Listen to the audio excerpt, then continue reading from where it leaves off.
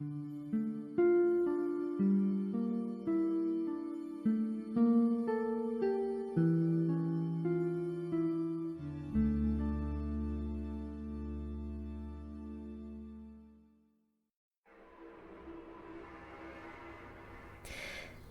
Agen Barat farm was located a few hundred metres away from the village of Baumier, Indre, central France. Within its walls lived the Carteron family, which consisted of Kleber Carteron, his wife Alphonsine, the couple's young son André, and Claude Godard, a ward. Like millions of other people around the world, they were adjusting to a new way of life following the conclusion of the Second World War. It was Thursday the 25th of July 1946, and 35-year-old Jeanne Jugen, a neighbour of the Carterons, stepped outside for a moment to take a breath of fresh air.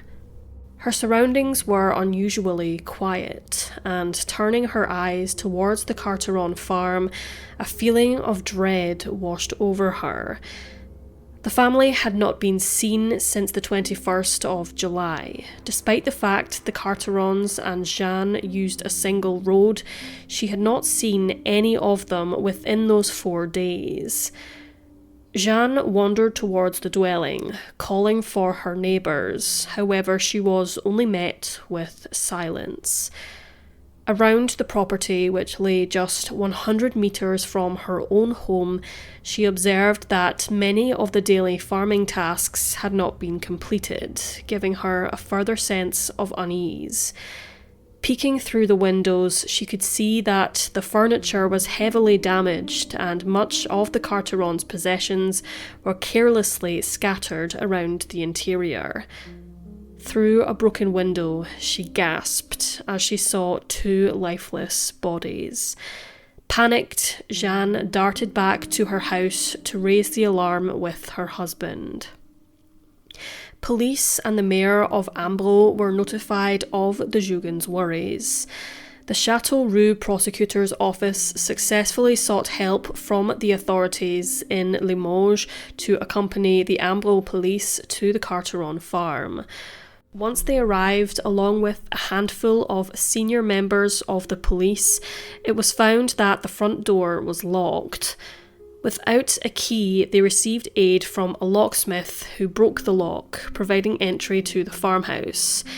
It is worth noting that the key was never found, despite an extensive search. Entering the kitchen, the Carteron family and Claude were lying face down on the slab floor, with their wrists and ankles bound behind them.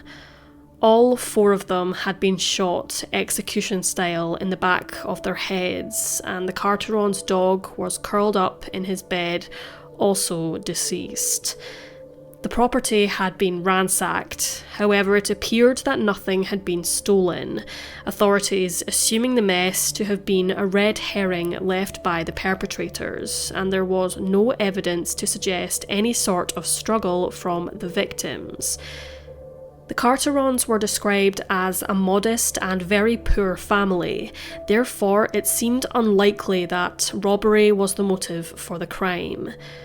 French media reported that 6 spent bullet cases and 2 unused were recovered from the scene, with investigators believing that the weapon had more than likely malfunctioned during the killings. Bloodhounds couldn't trace the murder weapon, however an expert gunsmith examined the bullets and casings and linked them to a British-built Sten submachine gun, which was commonly used by the Allies and the Axis during World War II. Stens produce very little noise when firing bullets, which matches with statements from the Jugens, who did not hear anything suspicious in the days their neighbours were absent. There was a man in the area called Captain Jacques who owned a Sten gun, and he was allegedly quite a colourful and controversial character. He led a group of resistance fighters from l'Armée Secrète, a French military organisation that operated during World War II, and it was also suggested that a group involved in Germany's werewolf resistance could have been involved. Authorities never retrieved Captain Jacques' gun, therefore a comparison could not be made against the murder weapon. It is also unknown if a ballistic analysis was carried out. Police questioned many people in the area, although folk from Berry, around 26 kilometres or 16 miles away near Châteauroux, were not particularly eager to speak to the authorities for reasons unknown. There have been several theories regarding the events leading up to the murders, which were believed to have taken place on the day they were last seen, the 21st of July 1946. A man at the nearby Passau farm who had been friendly with Kleber Carteron told a tale from the previous winter, where Carteron voiced concerns that he had a feeling he was being stalked. Carteron recalled at least 2 occasions where he believed someone was following him up the track he travelled on to return to the farm, but there was no evidence of who the individual was or even whether there was proof to confirm his fears. There is also the possibility that the family, or at least a member of the family, was involved in activities during the war, for example, espionage, but no evidence was present to back up this theory. Whether or not they had any enemies is up for question, but with every interview conducted with friends and neighbours, they seemed content with life and didn't appear agitated or anxious. A rumour which circulated in the local area suggested that Kleber had been wandering in the woods and had accidentally stumbled into the centre of a French resistance operation, where fighters were seizing a loot which had been airdropped into the forest.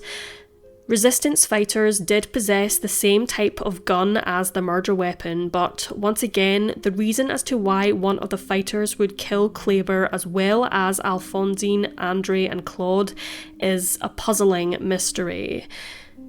In the days following the murders, a bag which had belonged to Kleber was found abandoned in the nearby woodland, along with a notebook.